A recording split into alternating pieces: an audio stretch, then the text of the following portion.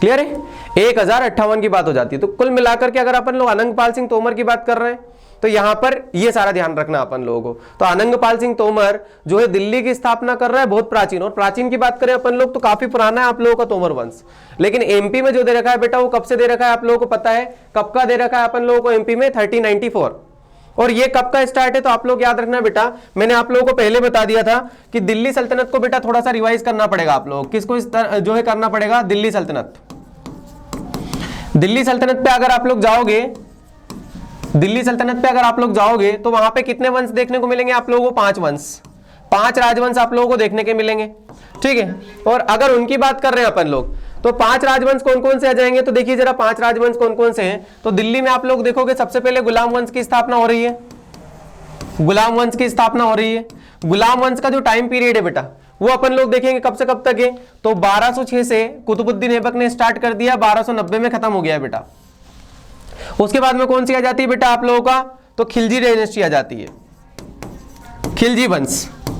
और खिलजी वंश की अगर अपन लोग बात करेंगे तो ये स्टार्ट हो जाएगा बेटा 1290 से लेकर के 1320, सबसे छोटा काल है। सबसे छोटा राजवंश की अगर अपन लोग बात करें तो सबसे छोटा राजवंश है 30 ईयर तक ओनली रहता है बस, कहां पर, दिल्ली की सल्तनत पर। और अगर अपन लोग बात करेंगे तो गुलाम वंश के बाद में खिलजी, खिलजी के बाद में आप लोगों का कौन सा आ जाता है बेटा, तुगलक वंश।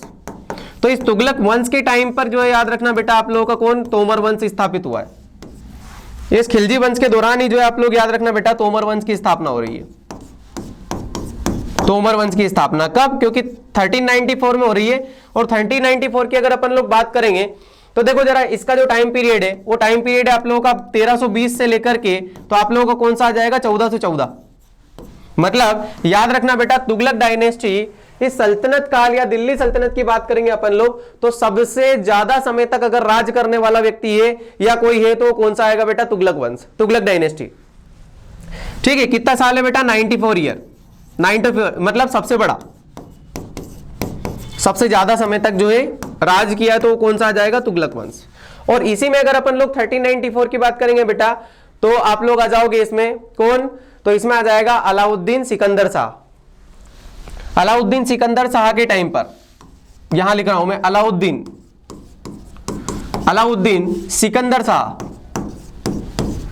के टाइम पर आप लोगों का कौन सा आ रहा है बेटा, आप लोगों का आ रहा है कौन सा, तोमर वंश। तो तोमर वंश की जो स्थापना हो रही है वो अलाउद्दीन सिकंदर शाह के टाइम पे हो रही है 1394 पे। कुछ स्रोतों में मैंने आप लोगों को पिछली क्लास में शायद बता दिया था, थोड़ा सा हल्का सा इंट्रो। कुछ स्रोतों में अपन लोगों को ये भी दिखता है कि सर फिरोज शाह तुगलक के टाइम पे होता है। फिरोज शाह तुगलक का उत्तराधिकारी कौन होता है, अलाउद्दीन सिकंदर शाह। अब देखिए जरा अगर अपन लोग बात करें तुगलक वंश की, तो तुगलक वंश की अगर अपन लोग बात करेंगे बेटा तो तुगलक वंश में कुछ जो मेन राजा हुए हैं तुगलक वंश,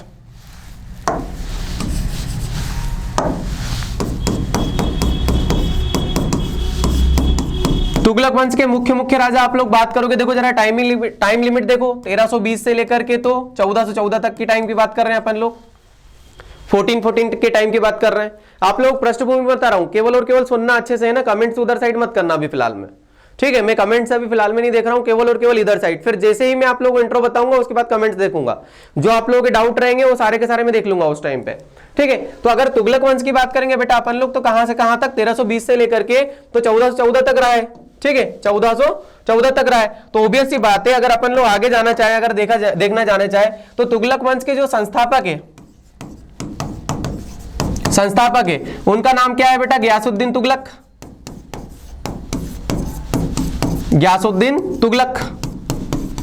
और गयासुद्दीन तुगलक की बात करें अपन लोग, इनको अपन लोग शॉर्ट फॉर्म में हर बार जीटी बोलेंगे, जीटी, गयासुद्दीन तुगलक, ठीक है। तो इनका जो शासनकाल अपन लोग देखेंगे कब से कब तक है, 1320 से लेकर के 1325 तक का टाइम। और उसके बाद में अगला जो राजा आ जाएगा बेटा वो कौन आ जाएगा, एमबीटी, मोहम्मद बिन तुगलक। और मोहम्मद बिन तुगलक का अगर समय काल देखोगे आप लोग तो कब से कब तक का है, तो 1325 से लेकर के 1351 तक का, 1351 तक का।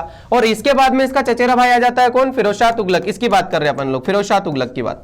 तो फिरोज शाह तुगलक आता है बेटा 1358 से लेकर के 1388 तक, 51 से लेकर मतलब 1388 तक। भैया एक बात बताओ, आप लोग अगर इसके बीच में अगर आप लोग जाना चाहोगे, जब इसके बीच में आप लोग जाओगे तो बताइए जरा आप कहां से आप लोगों का 1394 में फिरोज शाह तुगलक तो यहाँ पे 1388 में मौत हो जाती है, उसकी मृत्यु हो जाती, ठीक है, तो याद रखना बेटा, तोमर डायनेस्टी की अगर अपन लोग बात करेंगे तो तोमर डायनेस्टी जो है वो स्थापित कब हो रही है, तो हमें ध्यान रखना है तोमर डायनेस्टी स्टार्ट हो रही है 1394 में, और 1394 जो है कतई कहां पे नहीं जाता है, फिरोज शाह तुगलक पे नहीं जाता है। अब फिरोज शाह तुगलक किस प्रकार से जो है लिखा जाता है या बोला जाता है, इसलिए भी बोला जाता है, जरा उसकी पृष्ठभूमि अब मैं बना रहा हूं, सुनना जरा। अनंगपाल सिंह तोमर जो है, तोमर के द्वारा अपन लोग समझ गए कि तोमर वंश जो है वो 1394 नहीं, उसके भी पहले था, लेकिन एमपी में जो है 1394 में एक सुव्यवस्थित तरीके से क्या हो रहा है बेटी, इनकी स्थापना हो रही है। क्या हो रही है, इनकी स्थापना हो रही है, मतलब जो है फाउंडेशन उनका प्योर रूप से जो है यहां पर हो जाता है, कहां पर, एमपी में हो रहा है। अब आगे बात करेंगे, जरा सुनना। ये तो बात कर ली। अगर आप लोगों ने नाम सुना होगा पृथ्वीराज चौहान का, राई पिथौरा का, तो पृथ्वीराज चौहान ने जो है उसके ऊपर अटैक कर देता है कौन, मोहम्मद गोरी। कब करता है, 1191 के टाइम पे। कब कर रहा है, 1191 मतलब 1191 के टाइम पर। कौन सी लड़ाई हो रही है, तराइन की फर्स्ट लड़ाई, तराइन का पहला युद्ध, फर्स्ट लड़ाई, तराइन की पहली लड़ाई। तराइन की पहली लड़ाई 1191 में हो रही, किस किस के बीच में, गोरी के बीच में, मोहम्मद गोरी के बीच में हो रही है बेटा, और चौहान के बीच में हो रही है, पृथ्वीराज चौहान के बीच। अब यहां पर जो साथ दे रहा है उसको, यहां पे भी बेटा तोमर वंश का एक राजा दे रहा है, जिनका नाम है चाहर सिंह तोमर। कौन है, चाहर सिंह तोमर, चाहर सिंह तोमर। मेरा कहने का मतलब ये है बस कि आप लोगों को जो तोमर वंश का जो बोला जाता है ना कि 1394 में जो आप लोगों की स्थापना हुई है किसकी, तोमर वंश की, तो ये याद रखना अपन लोगों को बेटा कि यहां नहीं है। यहां अगर बात करेंगे तो यहां तो हो रही है कहां पे, एमपी में सुव्यवस्थित तरीके से, बाकी ये लोग पहले रूल कर रहे हैं। अब अगले युद्ध में आप लोगों को पता ही है 1192 की बात करेंगे अगर अपन लोग, तो ये भी गोरी और चौहान के बीच में होता है। ये कौन सी बैटल है, सेकंड बैटल है, सेकंड बैटल है, गोरी के बीच में और चौहान के बीच में। यहां भी आप लोगों के चाहर सिंह तोमर जो है साथ दे रहे हैं, और साथ देते हैं तो इस बार पता है आप लोगों को कौन विजित हो जाता है, गोरी विजय। कौन जीत रहा है, मतलब विन किसकी हो रही है, विजय किसकी हो रही है, यहां पर इसकी, इन भाई साहब की हो रही है, किनकी, गोरी की। और इस बार कौन जीता था, पहले चौहान जीता था, तो चाहर सिंह तोमर का और भी पद पड़ गया था, एक सामंत के रूप में इनके पास में हो गए थे, एक सामंत के रूप में बढ़ गए थे। लेकिन जैसे ही यहां पर जो है चौहान की, जैसे ही आप लोगों की क्या होती है बेटा, हार होती है, चौहान की हार होती है, चाहर सिंह तोमर को भगना पड़ता है। और जब ये दिल्ली से भगे, कहां से भगे, दिल्ली से, और ये दिल्ली से भग करके कहां पहुंचना पड़ा इनको, जाकर के बिहड़ों में शरण लेनी पड़ी, बिहड़। और आपको पता है बिहड़ भिंड मुरैना के टाइम पे जो है फेमस है, बिहड़ कहां पर है, भिंड मुरैना में बहुत ज्यादा फेमस है। तो भिंड मुरैना में आप लोग के कौन आ गए, ये। और फिर आगे साइड अगर आप लोग और भी अपन लोग चाहे कि प्राचीन काल में इनकी स्थापना किस प्रकार से हो रही है, 1394 में किस प्रकार से भी स्थापना हो रही है, ठीक है। तो बेचारे ये यहाँ जो तोमर वंश थे, जो जिस टाइम पे, एक टाइम पर दिल्ली पर रूल कर रहे थे, उसके बाद में इन लोगों को यहाँ पर आकर के बसना पड़ा, एक तरफ जाकर के बसना पड़ रहा है। तो एक्चुअल में क्या देख रहे हो आप लोग कि कम से कम आप लोग देखोगे तो अपन लोग देखो स्थापना कब कर रहे हैं, 1394 में, 1394 में स्थापना कर रहे हैं, और 1192 का टाइम है, 1192 का टाइम है, मतलब लगभग बेचारे 100 साल लगभग, या 150 साल 200 साल तक जो है ये बिल्कुल छिप करके अपना बिहाड़ों में जो है अपना काम चलाते हैं।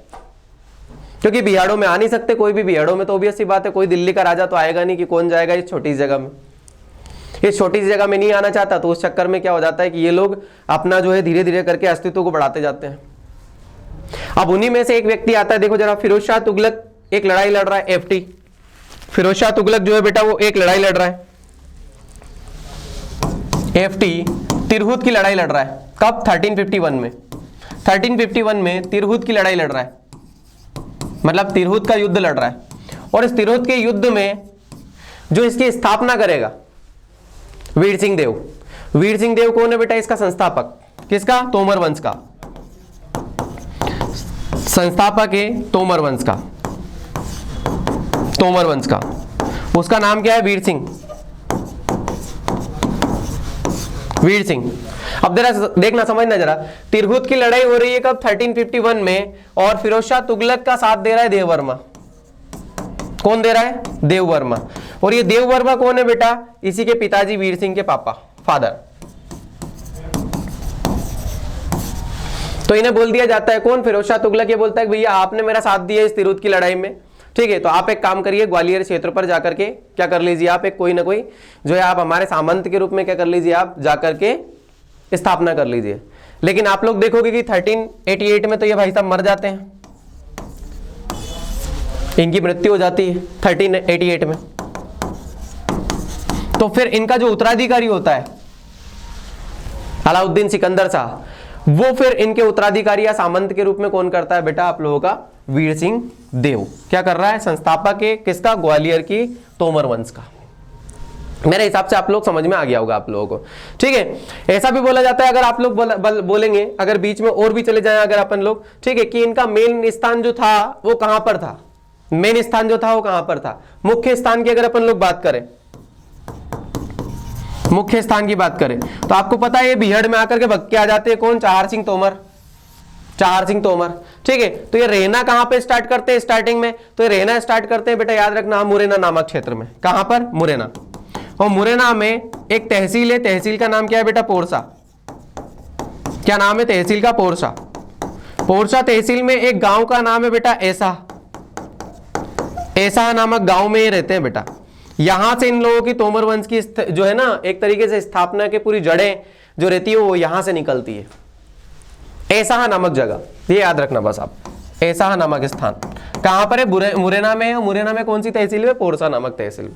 ऐसा नामक जगह आ जाए, यहां आ जाए, अगर मान लीजिए पोरसा तहसील आ जाए या मुरैना आ जाए, कोई सा भी क्षेत्र हो, तो मतलब याद रखना इनका जो मेन प्रारंभिक जो स्थल है ना, ग्वालियर में तो बाद में पहुंचे हैं, ग्वालियर में तो बाद में पहुंच रहे हैं। केवल और केवल इनका याद रखना अपन लोगों को इस प्रकार से जो है ये लोग ये करना। मेरे हिसाब से ये वाली कहानी अगर आप लोग समझ गए हो तो बता दीजिए, आप कमेंट कर दीजिए फटाफट।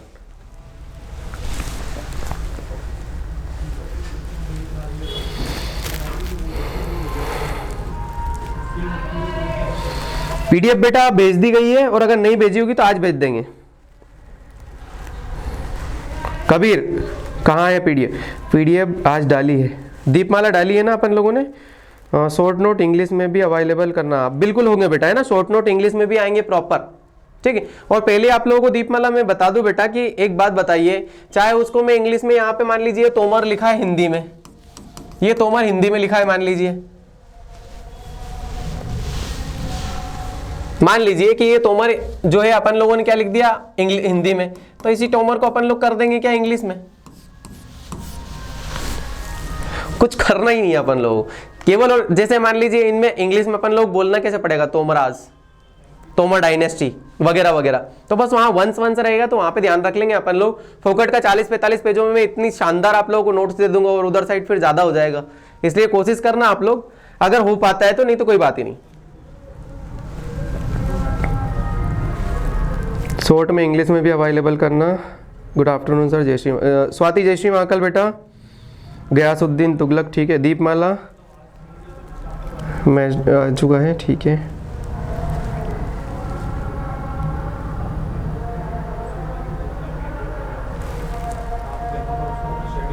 सुनैना समझ गए, ठीक है। नेहा समझ गए हो,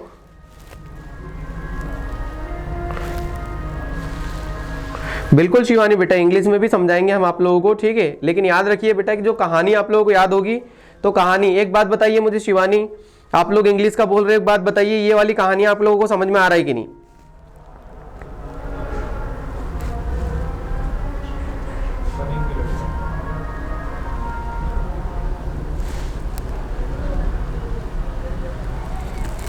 देवांशी पढ़ लेंगे सर, हिंदी में इतना अच्छा कंटेंट है बेटा, कंटेंट में कोई प्रॉब्लम नहीं आएगी। गुलाम के ऐब से खिलजी जला, तुगलक गया शायद खिजर की खान में। अन्नू बेटा ट्रिको से ज्यादातर याद मत कीजिए, है ना, जहां पर ट्रिको की जरूरत रहेगी डायरेक्टली याद कर लो यार, सीधा सीधा, ठीक है। अगर अपन लोग बात करेंगे गुलाम वंश की कुतुबुद्दीन ऐबक, तुगलक वंश का गयासुद्दीन तुगलक, और उसके बाद में फिर जैसे आएगा खिलजी वंश, है ना, वहां पे जलालुद्दीन फिरोज खिलजी, और उधर साइड तुगलक में आएगी अपन लोग फिज्र खा, है ना, कहां पर आ जाओगे, सैयद वंश में, और लास्ट में बहलोल लोदी। क्लियर है, बढ़ जाए फिर आगे अपन लोग। अब अब अपन लोग तोमर डायनेस्टी को फाइनली स्टार्ट कर दे। तोमर डायनेस्टी में अपन लोगों ने क्या क्या पढ़ लिया बेटा, देख लिया इनका वास्तविक रूप से पृष्ठभूमि कहाँ से बनती है। ठीक है, अपन लोगों ने स्टार्ट किया है बिल्कुल कहाँ से, उनके एंशिएंट काल से। उसके बाद में अपन लोग अनंगपाल पे पहुंच गए, अनंगपाल के बाद में चहारदेव पे पहुंच गए, चहारदेव का किस प्रकार से क्या हुआ, चार सिंह का, और उसके बाद में फिर तिरहुत की लड़ाई के द्वारा देववर्मा का भी वंशज माना जाता है। तो इस प्रकार से अपन लोग पहुंच चुके हैं। ठीक है, इतना सारा कंप्लीट हो गया हो तो अपन लोग चले जाएं अब आगे। अब अपन लोग स्टार्ट करते थे मेन डायनेस्टी को।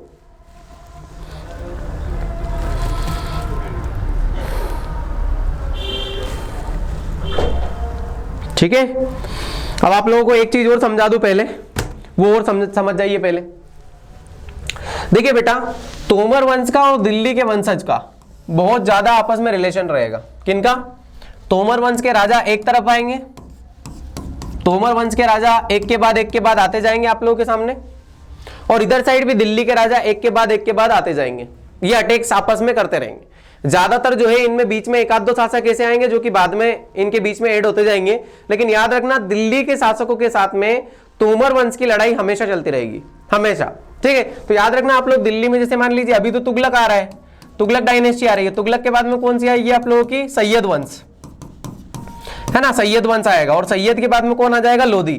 तो याद रखना बेटा, वैसे तो ये तुगलक के नाम पे तो केवल और केवल ये स्थापित कर रहे हैं क्योंकि ये मेन राजा नहीं है, इन लोगों से तो हटने वाले हैं ये, इनके ऊपर तो ये कुल मिलाकर के हटा देंगे कि भैया हम तुगलकों की जो है सामंती व्यवस्था नहीं चाहते हैं। ठीक है, अभी फिलहाल में इनको काम है, कुल मिला के वो बोलते हैं ना गरज होना एक तरीके से। अभी फिलहाल में उनको जो है ना अपना उल्लू सीधा करना है, बस उल्लू सीधा कर लेंगे, उसके बाद में बोल देंगे भैया आपने दम नहीं रहा, है ना, मूंगफली में दाना नहीं, हम तुम्हारे मामा नहीं, कुल मिला के। तो उसी प्रकार से तुगलक वंश को तो फोकट में ये भगा देंगे।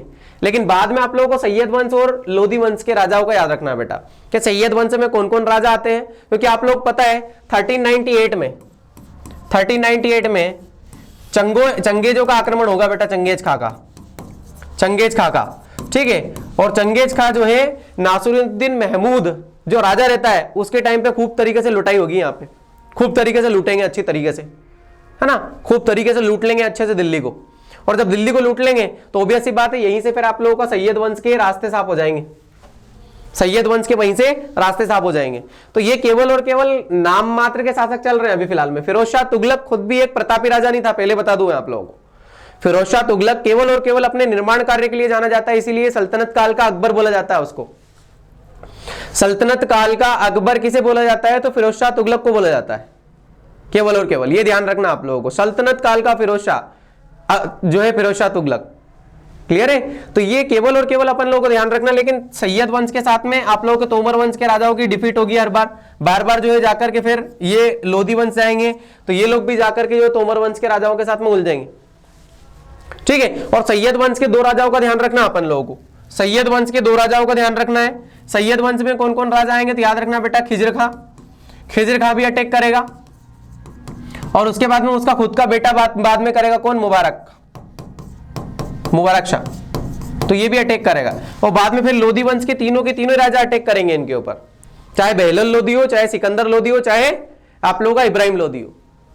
चाहे बहलोल को ले लो, बहलोल लोधी को ले लो, ये भी अटैक करेंगे, सिकंदर लोधी भी अटैक करेंगे, और उसके बाद में भले ही चाहे आप किसके पास में इब्राहिम लोधी, इब्राहिम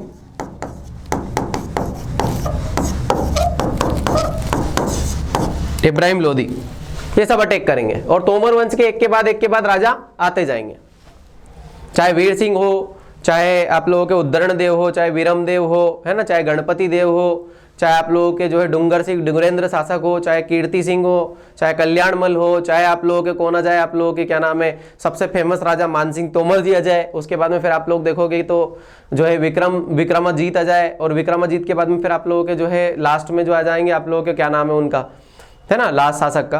तो ये सब लोग आ जाएंगे, कौन? तोमर वंश। तो तोमर वंश को अपन लोग पढ़ना स्टार्ट कर दे अब फाइनली, सबसे पहले पढ़ना स्टार्ट कर ले अपन लोग। तैयार हो क्या आप लोग? तैयार हो? अगर तैयार हो आप लोग तो चले अपन लोग स्टार्ट कर दें।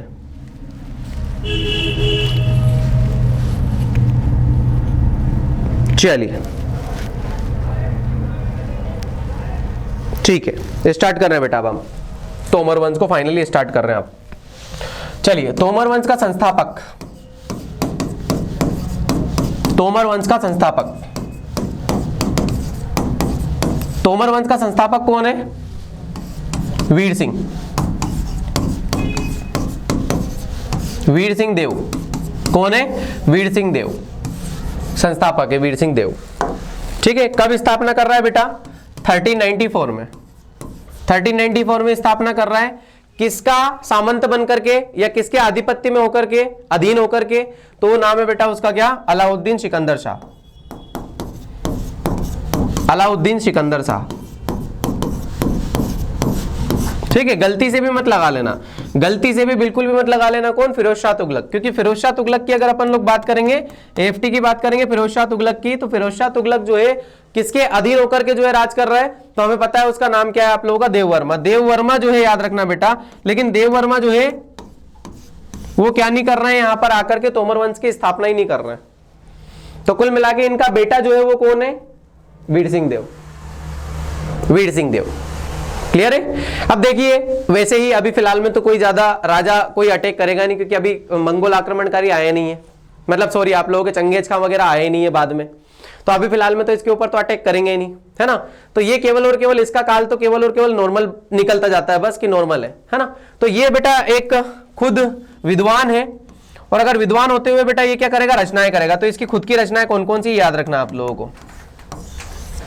एक आप लोग वीर सिंहावलोक, वीर सिंहावलोक, इसकी रचना का नाम है बेटा वीर सिंहावलोक। उसके अलावा एक और रचना लिखता है बेटा, ये क्या नाम है? दुर्गा भक्ति तरंगिणी। दुर्गा भक्ति तरंगिणी, दुर्गा भक्ति तरंगिणी। ये दो रचनाएं किसकी है बेटा? याद रखना आप लोग, किसकी है? वीर सिंह देव की। वीर सिंह देव एक विद्वान है। क्या है? वीर सिंह देव एक विद्वान है, और विद्वान होने के साथ साथ क्या कर रहा है बेटा? ये रचनाएं कर रहा है। कौन कौन सी? वीर सिंहावलोक की रचना कर रहा है और दुर्गा भक्ति तरंगिणी की रचना कर रहा है। ग्वालियर साम्राज्य की याद रखना बेटा, जैसे तोमर वंश आएगा, संगीत के लिए बहुत ज्यादा फेमस है। क्या है? संगीत के लिए जाना जाता है। मानसिंह तोमर देखिए जरा, भयंकर संगीतकार है ना। तो इसीलिए याद रखना ये संगीत को प्रश्रय देने वाले शासक है।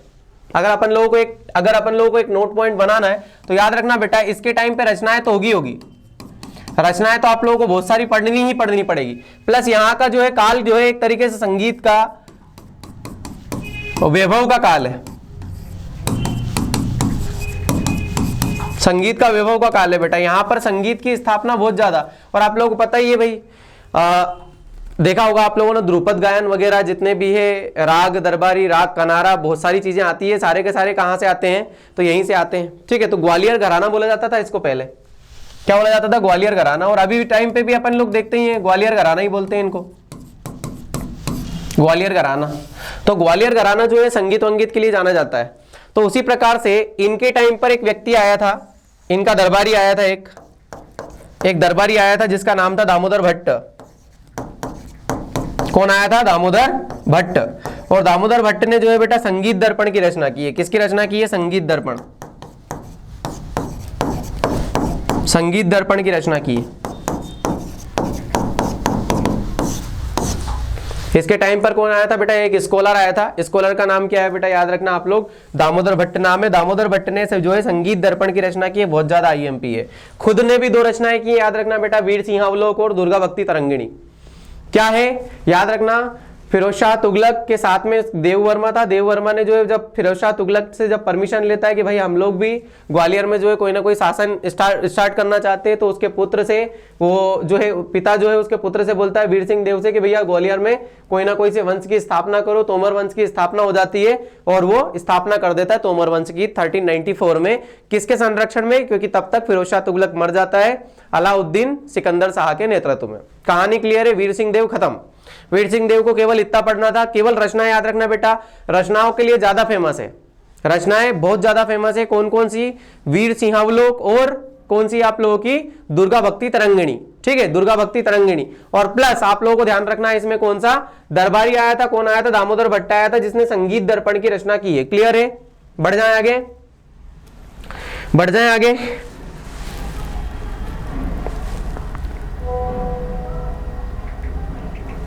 चलिए, अगला राजा आएगा बेटा उद्धरण देव, है ना।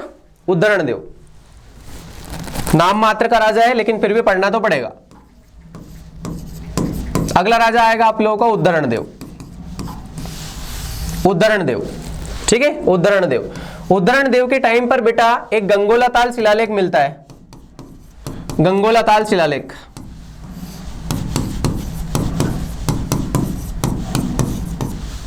गंगोला ताल शिलालेख मिलता है, जिसकी रचना की है वेनसूरी गयाधर ने, वेनसूरी गयाधर ने। और इसके लिए याद रखना बेटा, वेनसूरी गयाधर ने जो है बहुत ज्यादा एक तरीके से जो बोला जाता है ना, जो है आश्चर्यचकित रूप से जो है इसके टाइम पर जो है इसने वर्णन किया है। क्या बोला है कि इसने तुर्कों का विनाश किया था। क्या किया था? तुर्कों का विनाश किया था और पृथ्वी का उद्धार किया था। किसने? उद्धरण देव ने। इसमें लिखा गया है, क्या लिखा गया है? तुर्कों का विनाश किया था, तुर्कों का विनाश किया। क्योंकि ओबियस सी बात है, दिल्ली सल्तनत है इस टाइम पर, तो दिल्ली सल्तनत में ज्यादातर अपन लोग क्या बोलते हैं? तुर्क। दिल्ली सल्तनत में जितने भी राज करने आए साम्राज्य वाले, उनको सबको अपन लोगों ने तुर्क बोल दिया है, ठीक है। तो कुल मिला के क्या कर रहे हैं? दिल्ली सल्तनत के राजाओं का। तो एक आश्चर्यजनक वर्णन तो है, लेकिन अपन लोगों के लिए याद तो करना पड़ेगा, है ना। तो उद्धरण देव के टाइम पर एक गंगोला ताल शिलालेख लिखा गया। ये गंगोला ताल शिलालेख कहां पर है बेटा? तो आप लोग जैसे ही ग्वालियर किले में जाओगे बेटा,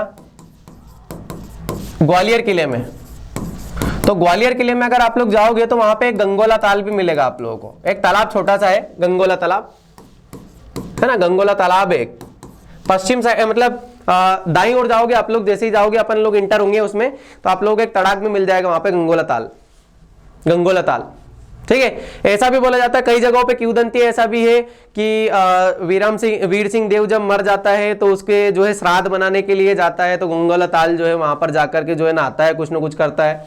ऐसा भी बोला गया है कुछ जगहों पे, कुछ बुकों में ऐसा भी लिखा गया कि वीर सिंह देव जो है मर जाता है तो उसकी अस्थियां वगैरह ले जाकर के जब वो नहाता है तो उसका श्राद्ध करता है, तो यहीं पे करता है। तो ये गंगोला तालाब की जो है सफाई भी करवाता है। आप लोग जाओगे ग्वालियर किले के अंदर ही मिल जाएगा गंगोला ताल, जिसकी स्थापना इसको लिखा किसने है? तो ये लिखा है बेटा वेनसूरी गयाधर ने लिखा है। किसने लिखा? वेनसूरी गयाधर, वेनसूरी गयाधर ने लिखा है, ठीक है, याद रखना है बेटा। और तुर्कों का विनाश किया प्लस क्या किया इसने? पृथ्वी का उद्धार किया। ऐसा लिखा गया है इसके ऊपर, इस शिलालेख के ऊपर, इंस्क्रिप्शन के ऊपर लिखा गया है पृथ्वी का उद्धार किया। आप लोग जाओगे ना ग्वालियर किले के अंदर जाओगे तो आप लोगों को मजा आएगा, वहां पे समझ में आ जाएगा कि हाँ यार ये वाली सब चीजें लिखी हुई है। क्लियर है ये वाली कहानी? गंगोला ताल, वेनसूरी गयाधर, वेनसूरी गयाधर, गंगोला ताल, समझ में आ गया जी?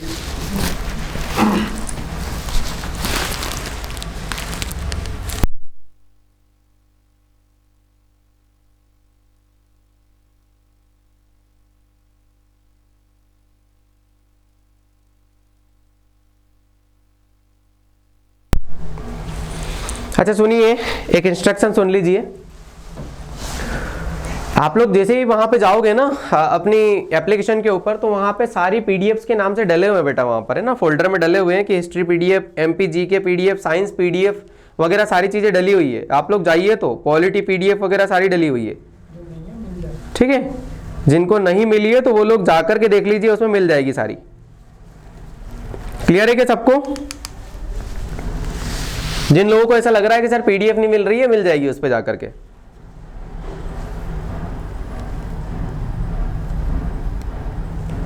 ठीक है, स्टार्ट करें अपन लोग वापस से। ये वाला क्लियर है? जल्दी से मैसेज कर दीजिए मुझे, फिर उसके बाद में आगे बढ़े अपन लोग।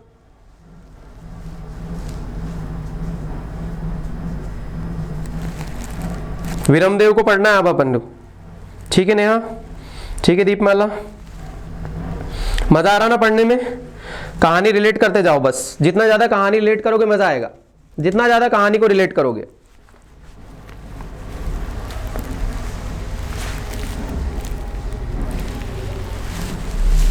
चलिए अगला पढ़ेंगे अपन लोग वीरमदेव को। वीरमदेव,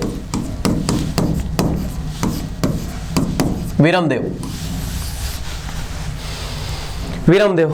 अब मैंने पहले बोल दिया था जैसे ही बैठेगा, है ना, कोई भी इस इधर साइड का जो तोमर वंश का राजा बैठेगा तो वहां दिल्ली वाले राजाओं से इनका कहीं ना कहीं अनबन चलती रहेगी, और वैसी की वैसी अनबन स्टार्ट हो जाती है वीरमदेव के टाइम पर। ठीक है, क्योंकि अब आप लोगों को बता दिया मैंने कि 1398 का टाइम आ गया था, 1398 का टाइम आ गया था और तैमूरलंग ने अटैक कर दिया है। तैमूरलंग ने क्या कर दिया बेटा, अटैक कर दिया किसके ऊपर, दिल्ली के ऊपर, ठीक है। और दिल्ली में राज कौन कर रहा था, नासिरुद्दीन महमूद, नासिरुद्दीन महमूद, नासिरुद्दीन महमूद ये राज कर रहा था। और बेटा इसके लिए एक कोटेशन भी बोला है, किसने, बदायूनी ने एक कोटेशन बोला है। आप लोगों को पता होगा नासिरुद्दीन महमूद का कोटेशन, क्योंकि दिल्ली में साम्राज्य धीरे धीरे जाकर के ना छोटा होता जा रहा था 1398 तक, क्योंकि आप लोग देखोगे कि मालवा में भी एक स्वतंत्र वंश की स्थापना हो जाएगी, है ना। उसके अलावा आप लोग जाओगे तो आप लोग यूपी में जाओगे तो वहां पे शर्की वंश आ जाएगा आप लोगों का, है ना, फारूकी वंश आ जाएगा यहाँ पे निमाड़ में। तो आप लोग देखोगे हर एक जगह पर जो है जाकर के क्या हो रहा है, अलग अलग जगहों पर राजा स्वतंत्र होते जा रहे हैं। और जब राजा स्वतंत्र होते जा रहे हैं तो दिल्ली सल्तनत एक बहुत छोटी सी बन जाती है। तो ऐसा बोला जाता है दिल्ली से लेकर के मतलब बदायूनी जो है एक इतिहासकार रहता है, वो क्या बोलता है कि संसार के स्वामी मतलब दिल्ली सल्तनत का राजा, संसार के स्वामी का शासन दिल्ली से पालम तक फैला हुआ है। और पालम कितना पड़ता है, लगभग 7-8 किलोमीटर पड़ता है, बस केवल 7-8 किलोमीटर। तो इनके बारे में कोटेशन याद रखना, नासिरुद्दीन महमूद के बारे में क्या बोला था कि संसार के स्वामी का शासन दिल्ली से पालम तक फैला हुआ है, दिल्ली से पालम तक फैला हुआ है। बहुत कमजोर शासक थे बेचारे, क्योंकि जो इसके पहले वाले राजा आए थे वो लोग भी कुछ भी नहीं कर पा रहे। मैंने फिरोज शाह तुगलक को बता ही दिया, फिरोज शाह तुगलक एक प्रतापी राजा नहीं, पावरफुल राजा नहीं, केवल और केवल स्थापत्य कला के लिए जाना जाता है। बस अकबर जैसे काम कर रहा है बस ओनली। अकबर तो फिर भी एक बार का लड़ाई के लिए अच्छे सेनापति थे उसके पास में, तो बहुत सारों को भेज दिया करता था लड़ने के लिए। यहाँ तो कुछ भी नहीं हो रहा है, यहाँ तो केवल और केवल भाई साहब बैठे हुए, जो आता है वो दिल्ली के ऊपर अटैक कर लेता है और वो लूट के चला जाता है। उसी प्रकार से याद रखना दिल्ली की लूट हुई थी, इसमें दिल्ली को पहली बार लूटा गया था यहाँ पे, ठीक है, आया समझ में। तो आप लोगों का विरमदेव आ गया बेटा, विरमदेव। और विरमदेव के टाइम पर आप लोगों को पता है, अब जब यहाँ अगर तुगलक वंश खत्म हो गया है तो तुगलक वंश अगर खत्म हो जाएगा तो अब आ जाएगा कौन, विरमदेव। और विरमदेव जैसे ही बैठता है बेटा तो खिजर खां अटैक कर देता है। क्या कर देता है, खिजर खां यहाँ पर अटैक कर देता है। खिजर खां कौन है बेटा, जो है सैयद वंश का संस्थापक है, सैयद वंश का संस्थापक, सैयद वंश का बेटा क्या है, संस्थापक है। सैयद वंश का संस्थापक कौन है, खिजर खां। ये खिजर खां किसके ऊपर अटैक कर देता है, विरम खां के ऊपर। अब आप लोगों को पता है बेटा ग्वालियर का किला, मैंने पहले बोल दिया था आप लोगों को जब कच्छपगात वंश पढ़ाया था, कच्छपगात वंश में जाकर के देख लेना एक बार। ग्वालियर किला जो है आप लोगों को बताया था मैंने, लगभग 7 से 8 किलोमीटर है, 7 से 8 किलोमीटर तक लंबा फैला हुआ है, ठीक है। तो इसमें सेना तो बहुत सारी रहेगी, ऑब्वियस सी बात है, बहुत सारे लोग रहेंगे। और दूसरी चीज क्या है बेटा, ये ऊंचाई पर स्थित है। क्या है, ऊंचाई पर स्थित है, ऊंचाई पर स्थित है। तो ऊंचाई पर स्थित है बेटा, तो जिसके कारण कोई भी इसके ऊपर अटैक कर देते। तो पहले मैंने बताया था कि ग्वालियर किला जो है उसमें 5 किले हैं, 5 क्या है बेटा, दरवाजे। अब फटाफट बता दो मुझे ग्वालियर किले का फटाफट, कि ग्वालियर किले का निर्माण किसने करवाया है, ग्वालियर किले का निर्माण किसने करवाया है, सूरज सेन ने, सूरज सेन ने। कौन है, महाराजा सूरज सेन, महाराजा सूरज सेन, ठीक है। महाराजा सूरज सेन ने ग्वालियर किले का निर्माण करवाया है। कब करवाया, 525 एडी में, एनो डोमिनी में, ठीक है। और इसमें कितने किले, 5। मैंने आप लोगों को ट्रिक बताई थी, ACH2G। A4 आलमगीर, आलमगीर दरवाजा। C4 चतुर्भुज दरवाजा, चतुर्भुज दरवाजा। H4 डबल H है, H4 Hindola, H4 Hindola, H4 हाथीफोड़, हाथीफोड़ दरवाजा, ठीक है। और लास्ट में G4 गुजरी, गुजरी महल दरवाजा। तो 5 दरवाजे हैं इसके ऊपर। और कोई भी अटैक करेगा ऊंचाई के ऊपर, पहले किले बनाए जाते थे आप लोग पता है। तो जब ऊंचाई के ऊपर नीचे वाला शासक आएगा बेचारा ऊपर चढ़ेगा, इतने में वो अपनी तैयारी करके रखते थे तो मार देते थे। और ओबियस सी बात है, हर एक कुत्ते के घर पे जाओगे आप लोग तो कुत्ता तो घर का शेर हो ही जाता है ना। अपन लोग एक कहावत बोलते हैं, मैं कोई उधर साइड ये कोई राजा तोमर वंश के राजाओं को ये नहीं बोल रहा हूं, लेकिन वो बोलता है ना घर का कुत्ता शेर होता ही है। उस टाइम पे तो उसको कोई भी नहीं हरा सकता, बहुत ज्यादा पावरफुल जाएगा तो ओबियस सी बात है तब जाकर के हरा पाएगा, है ना। और इतना ज्यादा पावरफुल खिजर खां नहीं है बेचारा, ठीक है, क्योंकि मंगोल आक्रमणकारी जैसे लाइक तैमूरलंग के साथ में आया था और उसके बाद में उसका एक अधीन होकर के क्या कर रहा है बेटा, ये साम्राज्य का स्थापना कर रहा है, सैयद वंश की स्थापना कर रहा है। इसीलिए जब अधीन रहता है ना तो उसी के कारण इसकी उपाधि का नाम भी याद रखना आप लोग। किसकी? आप लोग जब जाओगे इसके नाम पे कहां, खिजर खां की, तो खिजर खां की उपाधि का नाम याद रखना बेटा। इसकी उपाधि का नाम है रैयत आला। क्या नाम है? रैयत आला। इसकी उपाधि का नाम है बेटा, टाइटल का नाम है। इसने एक टाइटल लिया है और टाइटल का नाम है बेटा, याद रखना कौन? रैयत आला। तो रैयत आला मतलब हम जो है किसके अधीन है? तो उन्होंने बोला भैया तैमूर लंग के अधीन है हम लोग। तैमूर लंग के अधीन रह करके मैं क्या कर रहा हूं, यहां पे स्थापित कर रहा हूं अपनी दिल्ली सल्तनत के ऊपर सत्ता। जब भी वो बोलेंगे उनके अनुसार मैं हट जाऊंगा, जब भी वो बोलेंगे वहां पे मैं अटैक कर दूंगा। क्लियर है? तो रैयत आला इसकी उपाधि है, रैयत आला। ठीक है, किसके अंतर्गत रहता है ये? तैमूर लंग के अंतर्गत। अरे यार सिट, तैमूर लंग के अंतर्गत।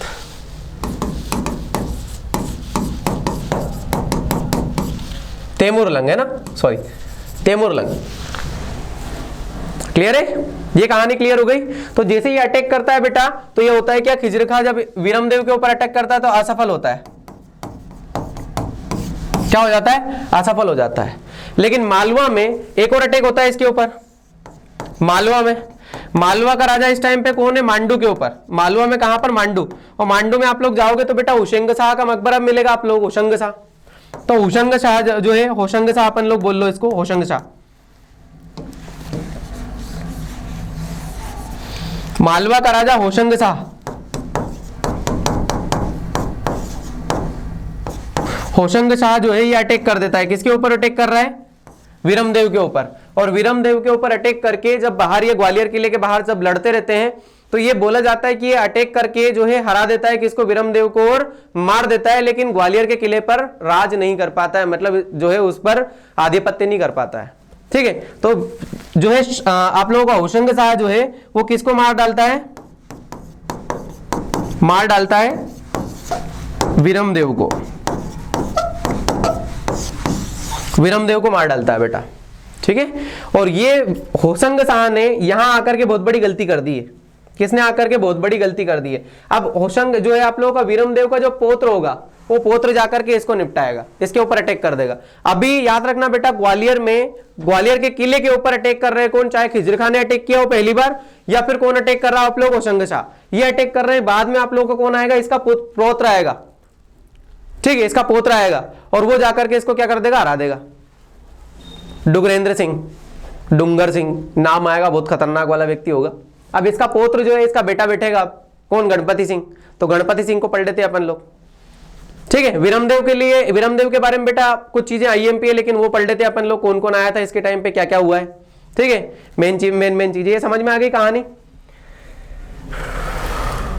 हाँ बिल्कुल स्वाति, बिल्कुल ये क्या है? ये देवांशी बिल्कुल सही है, सुनैना ठीक है, बिल्कुल स्वाति, बिल्कुल अन्नू सही है।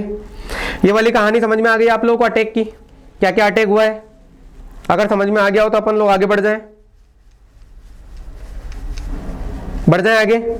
अब इसके टाइम पे दो विद्वान आए थे बेटा, वो दो विद्वान के बारे में पढ़ लेते हैं पहले। इसके टाइम पर विद्वान आए थे दो विद्वान आए थे।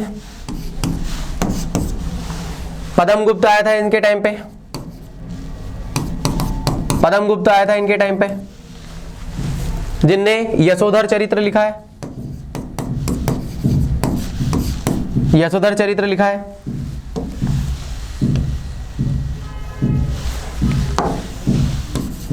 अरे यार, यशोधर चरित्र लिखा है, यशोधर चरित्र लिखा है बेटा इनने। ठीक है, यशोधर चरित्र लिखा है पहले तो पद्मगुप्त ने। ठीक है, और नयचंद्र सूरी ने जो है, नयचंद्र सूरी,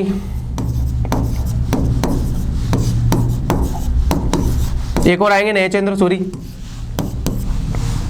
नयचंद्र सूरी। कोई डाउट तो नहीं है ना?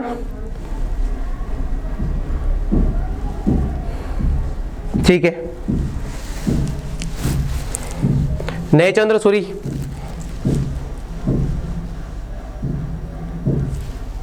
इन्हें लिखा है हम्मीर महाकाव्य,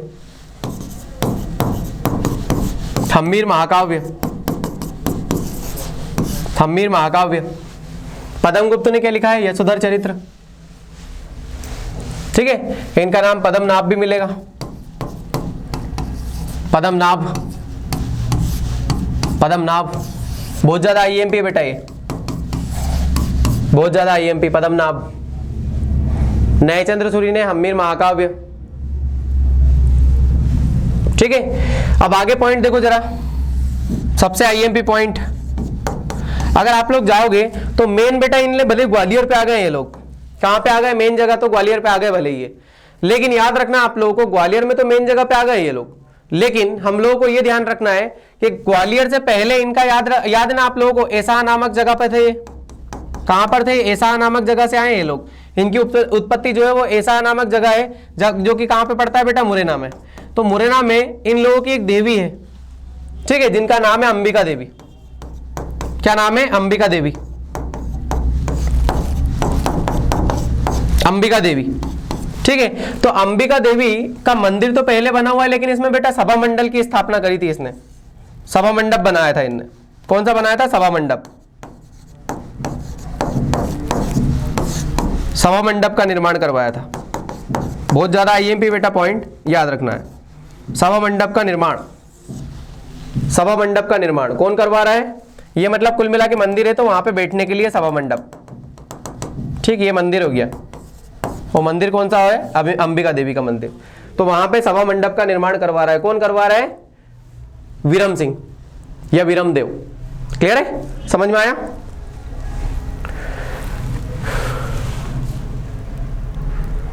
देवांशी क्या बोल रहे हो बेटा?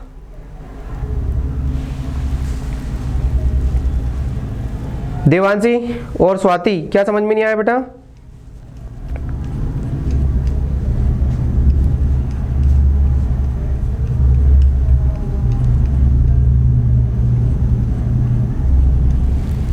क्लियर है?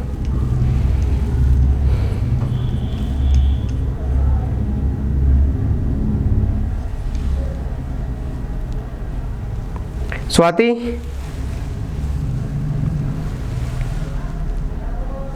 पहले पूछा था उसका रिप्लाई। ठीक है, ठीक है, ओके।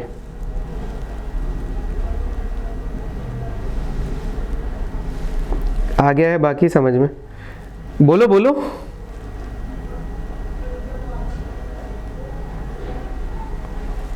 ठीक है, ठीक है, बिल्कुल। क्लास नोट्स पलटो केवल और केवल, जो मैं पढ़ा रहा हूं आप लोगों को केवल वो पलटो बेटा। लिटरली बता रहा हूं आप लोगों को, एक चीजें नहीं छूटेगी, एक क्वेश्चन नहीं छूटेगा वहां पर जाकर के। और अगर आप लोगों का एक भी क्वेश्चन छूटा तो बेटा किसी का भी नहीं बनेगा, ये भी मेरी गारंटी है।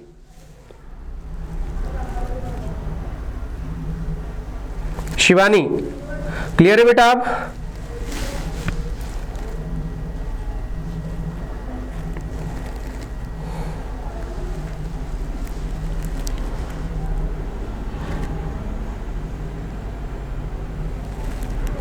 चलिए तो आगे बढ़े अपन लोग।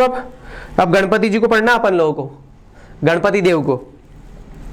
चलिए, गणपति देव जो है ज्यादा आईएमपी नहीं है बेटा। क्या लिख रहे हो? मातेश्वर मंदिर वाला पढ़ाया था सर, मातेश्वर मंदिर वाला पढ़ाया था सर आपने, वो आया था अभी 2023 की पीएससी।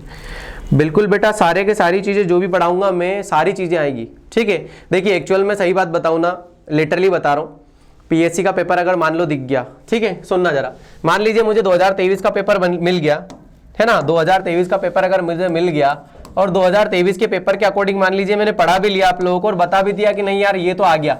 अब देखिए मेन तैयारी मेरी कब रहेगी? देखिए हम तो डायरेक्टली सीधा बोलते नहीं, झूठ उठ।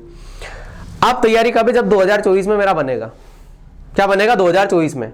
और ये भी गारंटी दे रहा है बनेंगे बाग। अब मैं ये देख करके तो आप लोग बता ही दूंगा ना कि ये चीज है, क्योंकि पेपर तो हो गया ऑलरेडी 17 को हो गया ना पेपर। ठीक है, तो ये सारी चीजें तो मैं देख करके बता दूंगा। अब मेरी सफलता कब है? जब 2024 में आंसर आए या 2024 में वाले क्वेश्चन उठे। ठीक है,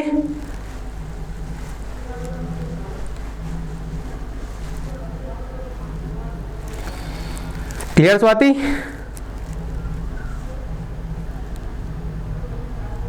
अभी जो पीएससी में जो भी आता है ना बेटा, वो सारा का सारा नोट्स में अपडेट कर दिया जाता है, सारा का सारा।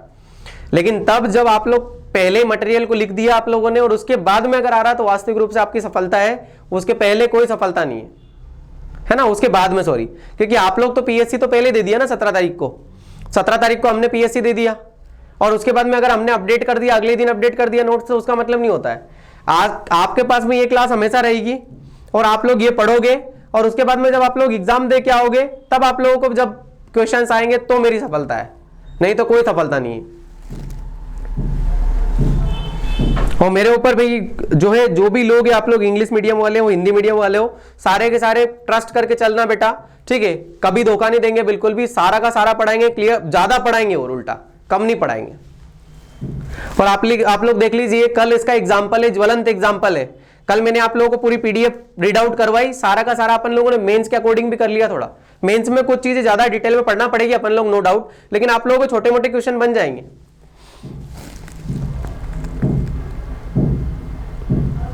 चलिए आगे बढ़ेंगे अपन लोग। गणपति देव को जरा कंप्लीट कर ले अपन लोग।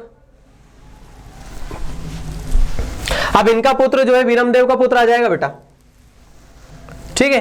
वीरमदेव का पुत्र कौन आ गया? गणपति देव, ठीक है, गणपति देव नेक्स्ट राजा रहते हैं।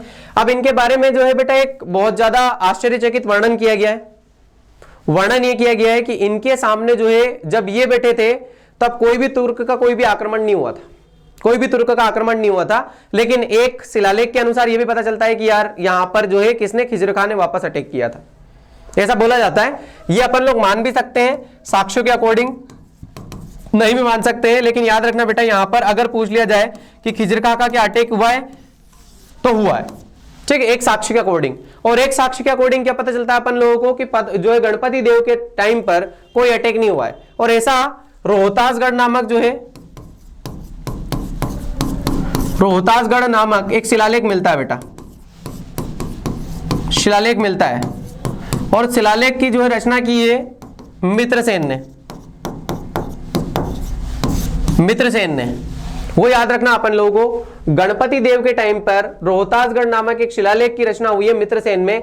उसमें यह कहा गया है कि गणपति देव जब तक तोमर वंश का राजा था तब तक किसी का भी दिल्ली का, सुल्तानों का या आपस के जितने भी राजा हैं, महाराजा हैं, उनका किसी का भी अटैक नहीं हुआ है, ठीक है। लेकिन एक साक्ष्य के अनुसार अपन लोग ये भी पता चलता है कि यहां पर खिजर खान ने जो है अटैक किया था, एकमात्र शासक, केवल और केवल, ठीक है। तो अपन लोग केवल और केवल आईएमपी क्या हो जाता है बेटा यहां पर, ये वाला पॉइंट आप लोगों के लिए आईएमपी हो जाता है कि रोहतासगढ़ नामक शिलालेख जो है वो की रचना किसने की है। तो याद रखना बेटा जो रचना की है वो मित्रसेन ने की है, ठीक है। और अगर आप लोगों के सामने यह आ जाए कि रोहतासगढ़ नामक शिलालेख